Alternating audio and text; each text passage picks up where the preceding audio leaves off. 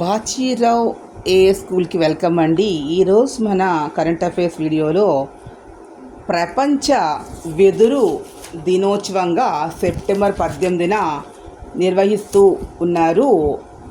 అంటే అస్సాంలోని గోలాఘాట్ జిల్లా భారతదేశ ఇంధన చరిత్రలో కీలక ఘట్టం. దేశంలోనే మొదటి వెదురు ఆధారిత ఇథనాల్ ప్లాంట్ను ప్రధాని మోడీ ప్రారంభించారు.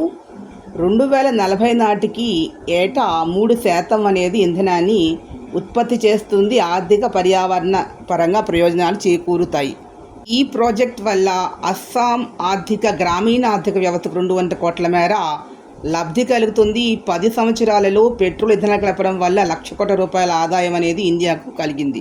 ప్రపంచ bank property and inequality platform 2025 తీసుకున్నట్లయితే 1990 రోజు $1 కన్నా తక్కువ జీవిస్తున్న వారు 6.4% ఉంటే 2025 లాంటి వారి సంఖ్య 1.31% తగ్గిందని, 3 దశాబ్దాల కింద $40 కన్నా ఎక్కువ ఖర్చు చేస్తున్న వారు 9.15% ఉంటే ప్రస్తుతం వారి సంఖ్య 14.44% ఉన్నట్లుగా ఆదాయాలు ఇప్పటికీ భారీగా ఉన్నాయని, రోజుకు $40 కన్నా ఎక్కువ సంపాదించేవారు 14.44 $30-40 మధ్య సంపాదించేటటువంటి వారు 4.75 $20 నుంచి $30 మధ్య సంపాదించి 8.31 $10 నుంచి $20 మధ్య సంపాదించేటటువంటి వారు 20.09 $7 నుంచి $10 సంపాదించేవారు 13.8 5 నుంచి $7 సంపాదించేవారు 14.27 3 నుంచి $10 సంపాదించేవారు 14.46 1 నుంచి $3 సంపాదించి 8.54 $1 తక్కువ సంపాదన 1.3. మరిన్ని వీడియోల కోసం ప్లీజ్ సబ్స్క్రైబ్ మై